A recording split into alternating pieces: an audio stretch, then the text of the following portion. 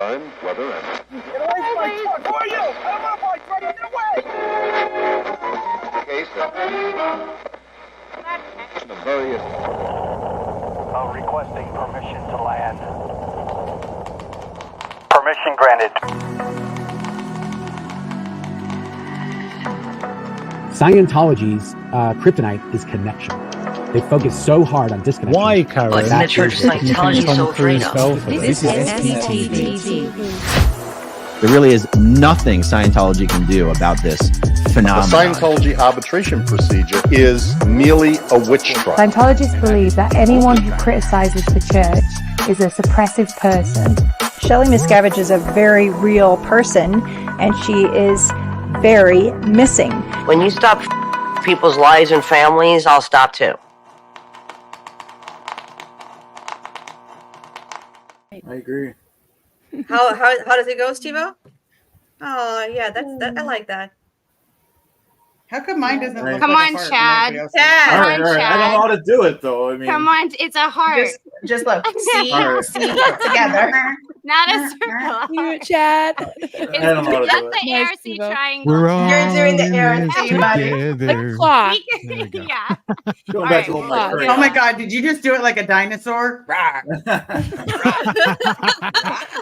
He's just It's clawing because it. Chad's heart is like a dinosaur heart filled Yeah. with love. Gee, yes. Yes. So this is somebody who just really supported us from J1 and didn't ask questions. He heard what we were doing and was like, I got you. You can literally FaceTime me when you're at the gate. And that's the kind of support that we need. Liz.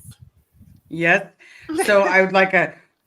There's so much of me that wants to do the whole ba-da-da-da-da-da-da-da, and a round of applause goes to Jackson. We love Jackson. Hi, Jackson. I was just sitting here stupidly wondering who it was you're talking about. Oh, Always you, Jackson. Always you. An amazing human. oh Jackson, And- we love you so much. Oh, And it's the Like, I little don't even know comment. you and I love you. Your videos are It's just the little comments that get to you, where he gives you some information and then he closes it with, "Are you okay, sweetheart?" And you're just like, "That's the nicest thing a man has ever said." It's so You know, pretty and nice to see people openly express emotion. We're not super used to it. So it's something that is really comforting because when people are just open with us, we're like, oh, finally. And just like You Never Ends, like you're pretty good at showing tears if you need to. And we're not always used to that. So. Not me. Even I'm very emotional and all of that, but Jackson still has a special place in my heart. Just the emotion, there's something about Jackson. There's something It's about the cheeks. I'm telling you, it's the cheeks. It's that rosacea cheeks. Where it's you're very, like, very "Hey." genuine and It's his kind beautiful. eyes, his kind heart, and his demeanor that is so calming. I love it. And he checks on you. And I he's mean, he's a supportive. busy man and he wants to make sure that everybody's okay. And Oh, I that's, like this we comment. need that. Kim Hi. Hi, Kim Hi. She says Jackson Aw. speaks in hugs. True. That's how I feel. Yeah. Okay. Well, thank you, everybody. I don't know what to say. I'm just me. And we love you for you. Living a life like you guys do. So, yeah. Absolutely. Sweetest. You are honestly, the one thing that we can always relate to is that we've been through hell and back. And it's about going back through those memories and finding out how strong we can be at the other end. And so you've become so strong that it's almost like there's a beacon of hope that we're, with what we need to do, whether it's therapy, anything else, we're going to get to be that strong. I'm going to get to my dad out. It's not about the short game. It's about the long game. And they're going to throw shit at us and we've got to just keep standing on. Oh, yeah. Shit is definitely the word. Yes.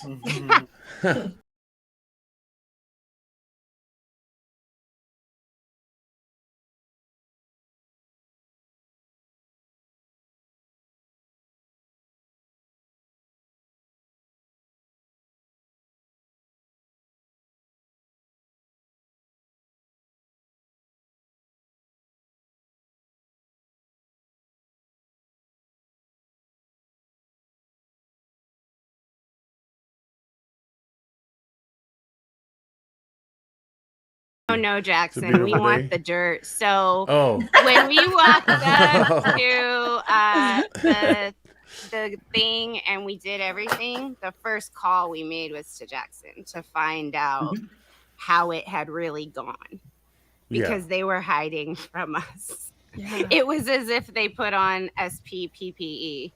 And Jackson, and having that person who has had the guts to walk away and then tell us, this is what happened. And actually, they were not expecting you guys. I think you just made a killer move just because they didn't know what to do. They weren't even waiting to set you up, right? So there were certain like things that were insider information for us that was just the most helpful. So you knew what we were walking into, right? I just want to hear a bit about that.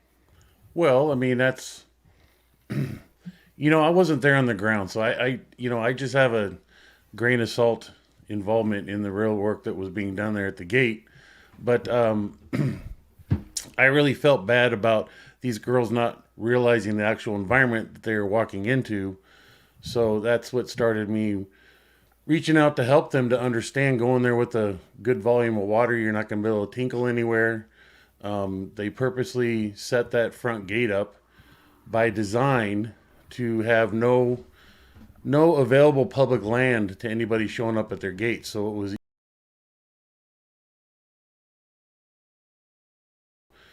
literally figuring out by surveying the land where the property line was and placing the wrought iron fence on the property line, and the pavers that were out there in the driveway. That was an easy visual for you guys to understand. Once you cross the property line into private property, that gives them the leverage. It was just the whole aspect. How should you guys approach it? What's the best way? Don't drive out there in a car. Osa is sitting here listening. This is everything that was going on. We caught you with your pants down on that day. Yes, we did. Yeah. Tell Jackson how much water I brought, Liz. Because of you brought a lot. Yeah. Yes. I was like, we're going out to the desert. I need all these. I even brought like a if you get lost, this is how you purify water thing. Like, this is what we did. Stick a straw guys. in the stream. Wow. Never know. Well, and it was just not going out there, not realizing all this. You think just like anywhere else, you're going to a restaurant, you're going to park in the parking lot, walk up to the door and conduct your business. Well, in this case, it's by design set up so you can't conduct your business, and it's put in the leverage of the church to tell you to get the hell out of here. And that's all they insist with. So, having experienced that for years and years and years and helped develop the procedures to do it, I thought I'd help you all out. It was a fun day. It was interesting. I could see how labored the ladies and Jeff were with the whole effort. I know they certainly didn't expect the amount of work they suddenly found themselves with, to then also include the emotional aspect of it, because that was a tremendous burden. Yeah. So, I just think there was a number of us at play putting together this whole well prepared for plan to deal with the best we had to stand in cactus, and that was where we had to wait. And so that was by design. So we didn't get hit by a car, and Jackson was the one who told me, that was by design. And I thought, how clever. Yeah, all the way up to the curb. That whole section of dirt from the fence to the curb, all the dirt was filled in with cactus, so people cannot stand in it. And that's a little trick at your own home. If you want to protect your home, outside your windows around your house, put rose bushes or cactus or thorny bushes. People won't try to enter your home through your windows, just by humans' desire to not get pricked. Wow. Believe me, it's just those. Yeah, those the cactus simple out there would hurt. Oh yeah, and there's plenty of it. So it wasn't like we just planted one that would happily take up 5 square feet. We planted 10 in 5 square feet just to make it dense. And because it was available up on the hillside, so the Saturday rentals projects would go up there and transplant it, dig it up, and bring it down. And anyways, that's just them going into this. I don't think that when you installed it, you were thinking, I'm going to keep a woman from seeing her father, who she thought was dead for 19 years. That's kind of the point. It's like you're keeping people out, but you didn't really realize that the barbed wire was for the people on the inside when you were doing it, right? Yeah. I used to also have- just want to like note that Jackson thought he was doing the right thing by doing this. Oh, 'cause Oh, people, yeah. Right. And like, Of course, yeah. if you just join the conversation and you hear this, like, just so everybody knows, until the second that you realize that this is not saving the planet, you really are willing to do anything. Oh, yeah. Including go retrieve people like this kind man did himself and bring them back. And I think that shows the pressure that Liz's dad is under right now. Yeah. Yeah. Yep. Yeah. Yeah. Did Is it- anyone die or get injured trying to escape? Injured, yeah, but nothing significant. But just, because they're out there at nighttime, you can't see your hand in front of your face if there's no moon. People want to say it's a volunteer basis. When you're putting fences down in the ground so people can't dig their way out, when you're putting barbed wire and, Yeah. things that can cut on the top, you're not giving people a chance. That's not keeping people from coming in. That's keeping people from going out. The idea of us being volunteers, I never once was informed of that, nor did I ever believe that that's what I was there for. I mean, this is a lifetime commitment. The only volunteer activity that I did was as a firefighter out there for the local community. That I did. When you're responding to your call, I was very self-aware of the fact that I'm doing this as a volunteer. Right. Never once coming back to the base or getting up that morning am I going, here comes another volunteer day of mine, and I got a year ahead of me and another year. I've done 14 years of volunteerism here in the SEA organization. No. And, yeah, pretty much. To say otherwise just proves the stupidity of the crap coming out of their mouths. And again, there's another aspect of the vicious cruelty that's at play. I mean, yeah, anyways, so much to be said. Listening viewers can understand the fact that there's a modern day organization that makes you go through making up the damage you have done. I mean, I guess the only way you can relate it to is if your kid did something, got arrested, or did something wrong as a child, and you're trying to figure out what kind of discipline to add to them. What is that? Send them to the room. They don't have TV for that night or something. Time out or something. Time out. So there's always something wrong. No matter how hard you try, it seems like you're always in the wrong. It's always you, never Scientology. Yeah, never. Yeah. Always. But if you do something good, like it's have expected. something good happen in life, no, they'll take the credit for it. Well, I will tell you this: you were on course.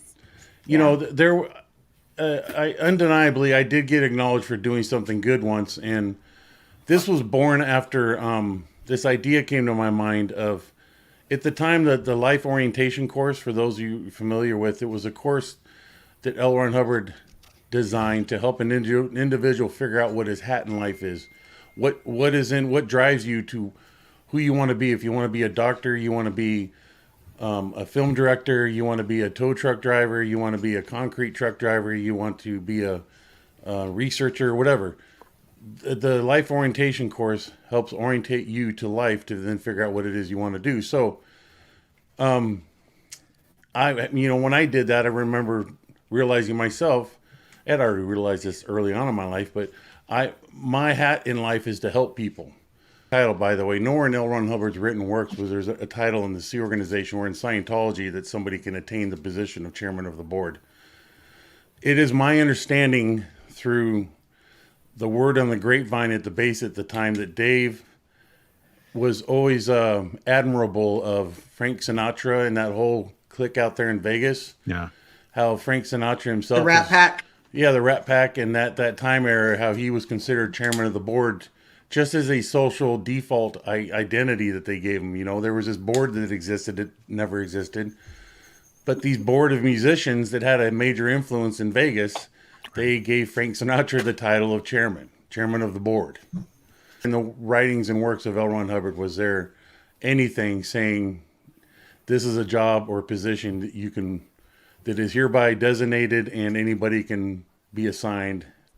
Yeah, that was Dave Miscavige's self. Just like this ecclesiastical leader, I'm sure Dave spent months trying to figure out how to properly pronounce that word, let alone know what it was. And that was just language that came out in the public eye through some Corinne Powell or some attorney responding to some legal lawsuit that how dare you come after her. What should we put here? What should we put here? Oh, put ecclesiastical there, you know? So they released this public statement of our ecclesiastical label. And Dave probably for the first time was like, what's this? And he... Yeah, we have some. Yeah. All right. Marilyn or... Sure. Okay, here we go. From Jeff. Question, Jackson. Did you have any fire apparatus on the imp base proper? No, and as a matter of fact, during my tenure there, I was... because of my attainment as a fire apparatus engineer, which was kind of significant for me as a firefighter, but the base themselves knew my attainments as a volunteer firefighter. They started telling me that we should look into obtaining and owning our own fire apparatus, and that's our own department. I kept telling them, no, you're batshit crazy. The obligations and responsibilities we'd be taking on, we'd never be able to uphold, and we'd just look like foolish idiots.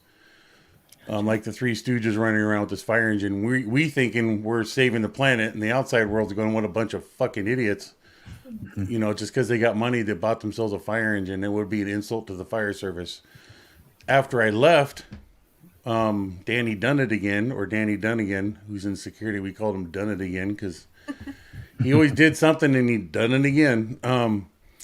He went to my captain at the station soliciting him, hey, we're here to get recommendation from you of a type of fire apparatus we are interested in buying for our property. So he was like, you know, I just spoke to him this last week about it, last Thursday, as a matter of fact, my captain, and he gave me the whole lowdown of, yeah, I gave him this direction. I told him to do this and do that. And this is my recommendation. They went back and they did the complete opposite, bought this huge aerial ladder, just an aerial ladder truck, 75-foot snorkel truck, and it just sits there, and it's like a seamstress, and I always use this as a reference, but it's like a seamstress buying a fire engine and thinking she knows everything about it, or they know everything about it, and it just sits there and starts rotting because nobody knows how to run it. But they got a fire engine. So that was just You're so probably serious. the only one who brought any professionalism to that position. I would believe so. I mean, today is Sea Org Day. Jackson, do you have any funny memories? Well, yeah. I remember one Sea Org Day when this is, and I would say this is probably in 1990, 89, 91, 92, where we went on full on out on the base where we got jet skis for the newly developed lake. We had all these games, these tug of war games. I think there was watermelon or pie eating contest. There was nothing. And then we also had these months-long preparations for these team games, basketball games, softball games, and I think volleyball games, to where teams were built up and people were spending their dinner times and lunch times going out practicing soccer or volleyball or, you know, whatever. But we were all excited. There's going to be the one group of executives against another group of executives, and there was a lot of natural... what do you call it? You know, not harassing, but what do you do? It's competition. Like Dodgers against the Giants, you know? There was a lot of that going on. And then the day came where those games, a lot of rivalries, and it was really fun. We were really looking forward to it. Well, I also wanted to get my guards involved, so I got it set up to we had use of the jet skis on the lake before the staff started their day at 9, so we had an hour of use before the crew had. And I ended up, one of my guards ran into my leg and pinched from the nose of his jet skis into my jet skis and gave me this just short. He probably got, the impact was so hard that it was probably just like a half a pound short of actually breaking my femur. The impact was so hard I had this deep, deep, deep contusion. And I was like, holy smokes, what a way to piss in my own cornflakes for the day. And I walked around. I was in so much pain. My whole leg turned black and blue. And I had to walk around in pain. But it was kind of humorous to me. At least we had a great fun. That whole day was fun. All these competitions that we had. A lot of rivalries finally got to work themselves out. somebody else got injured that day. And it was strange in how there was no organization. There was kind of an idea there was organization. When we got out there, we don't have fun that much, so we didn't know how to have fun safely.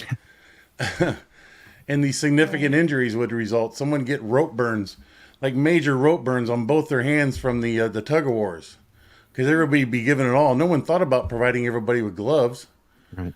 So Liz, can you introduce our next guest, since it's someone that you know and you were in charge of the guest list because you and Vanessa? Well, let us say goodbye before you bring her on. We're going to be popping in and out through the day. Everybody's going to be popping in and out through the day. This is going to be the most fun Sea Org day you guys have ever had in your life. This is just a preview of all the incredible people who we have on. I'll be on, Liz will be on, Alicia will be on. All the hosts are going to be here all day long. And then we just have lovely people coming in and out. So Liz is staying. I think Jackson had something to do, right, Jackson? Well, yeah, I got Mark and Janice a little later, but well, it doesn't mean that means I get to see you again. Yeah, I was going to quickly answer just because Mark will put the question out here. There was another question that you wanted to answer. Please stay, Jackson. I just wanted to say goodbye. So yeah, I just want Alicia's popping off. And I just wanted to get also our next guest in, and then if you guys don't mind sharing. Oh yeah, I'll stay around. Then you can answer your question, and then we can have all fun together. I'm gonna have to get myself a new cup of coffee too. I got to start making sure all of our guests are actually ready for today. So I'll be behind the scenes. Text me if you guys need anything. Very good. Love you. Real quick, Love I'll you answer guys. this Love question you. that Mark. What firearms and tactical gear did Scientology security use at the base you were running? Hey, hang on, Jackson, just a second. I'm sorry. Can I just bring our next guest in? We and just then want to bring Nora in because she's been waiting. She's been waiting. Okay. All right, Nora. Here she comes. She's ready. She's ready. I just You're Hi, here. my love. Hello, everybody. Hey, Hello. Jackson. Hey, Nora. So Jackson, quickly, It's the one, the only. Yeah. So everybody's been waiting. No, I'm just kidding. Nobody cares. What- I'm just We've kidding. all been waiting. Happy We all Sea Org care. Day, everybody. Happy Happy St. Bob. Sea Org Day. Happy Sea Org. So Jackson, you were explaining something? well, yeah, they just wanted to respectfully answer this gentleman's question. Yeah, Go answer ahead. For it. An answer to the question of what firearms and tactical gear did Scientology security use at the base you were running? Well, when I first got into security in 1982, the only thing that's the security had itself was we had 45 caliber pistols. We had about 6 or 7 of those. We had 6 to 8 12 gauge shotguns, and then at the time we had these high power rifles called H&K 91s, and those were 308 caliber. They're large caliber assault rifles that had little bipods at the end off the rifle end of the gun that you could sit there like it looks like a military gun, and a 30 round clip. Those things were a fucking blast to shoot. I'll tell you, we used to shoot them up in the hill and see these little puffs of dust up there because the caliber would get up that range and go that range. So that's all we ever did shooting them. But when the laws changed for California on possession of such guns, I personally saw to it that we got rid of them. We sold them, and some gentlemen in Texas turned around, used that money, and at the direction of one of our private investigators, we did buy a professional high-powered sniper rifle that all the snipers and all law enforcement and anybody in that industry would seek out and buy. So we bought a high-power a sniper rifle that was also 308, and it had a very expensive scope on it.